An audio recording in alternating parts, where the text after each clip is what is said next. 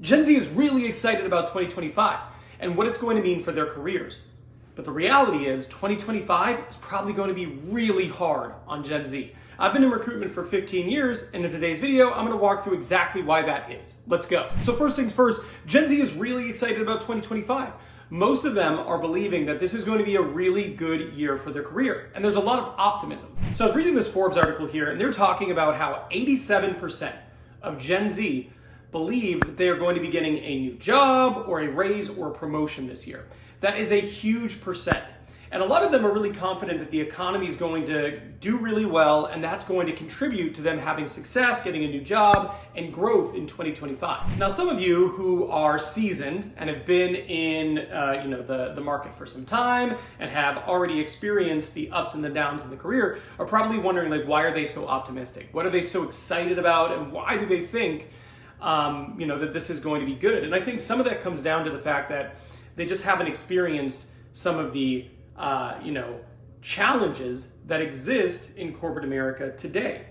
They haven't been part of layoffs and downsizing. If you look at the time that Gen Z has actually been in the market, they've often been excluded from some of these layoffs, from some of the downsizing and some of the budget cuts, primarily because they tend to be a cost-effective resource. So they haven't had a lot of the same challenges people who have been in the workforce for a long time. So they still have what Forbes is calling rose-colored glasses when they're talking about viewing career prospects, because they just haven't been through as many challenges. Now, this article goes on to talk about just how challenging it's actually going to be. And they start off by talking about the fact that the economy is still sluggish. A lot of people have optimism about 2025. I'm in recruiting, and I have some optimism about 2025 and what it might be as we get into Q2 and more so Q3 and Q4. However, as of today, the job market is still really, really sluggish. So if you're looking for new jobs and you're hoping to switch, jobs, switch careers, whatever it is in 2025, it's going to be a little bit more challenging. It's not going to be as exciting as 2022 was, where there was a lot of opportunity and people were able to move frequently, or 2021. It's still very slow. Do I anticipate it being better than 2023, 2024? Yes. But as of right now, it is still slow going. Another thing that is really challenging and is impacting people's ability to move is that AI has changed the landscapes of what it looks like to be a candidate and applying. So generally speaking, when you were applying to a job, you had a decent chance, if you were qualified, to get a chance to talk to someone, like historically. But increasingly, that's becoming less and less the case. If you look from 2022 to 2024, the average applicant per job on LinkedIn has gone from 1.5 to 2.5. So those seem like small numbers, right? If you applied to a job and there was only 3 people, you'd probably feel pretty good about your chances of actually getting the job.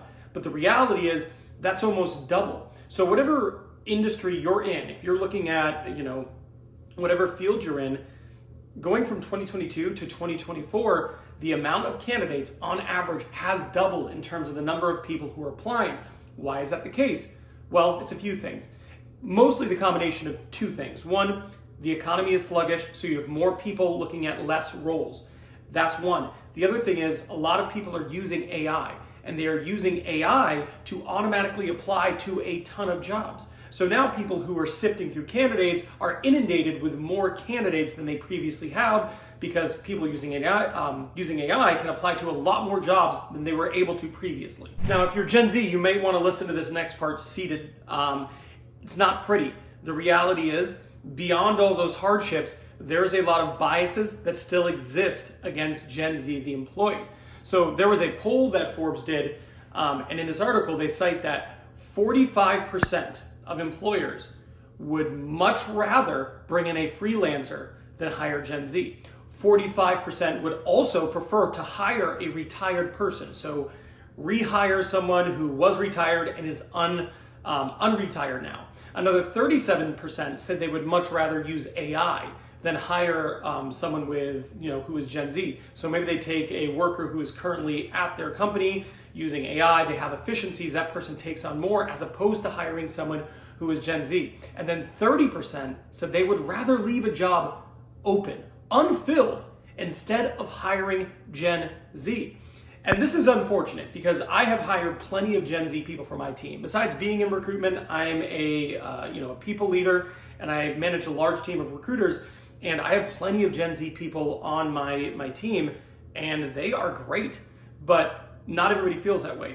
And a lot of employers have a massive bias against Gen Z. So for those Gen Z who are expecting to get a new job, get raises, get promoted, 2025 might be more of the same in terms of hardships that they're going to experience this year. Now, if you're watching this and you're not Gen Z and you're like, well, yeah, Ben, I'm not Gen Z, but I'm finding this market to be unbearable. There are a lot of reasons for that. That's why I made this video here. And this is a video about why it just feels like impossible to be a candidate in 2025. So I'm done here. I'll see you over there.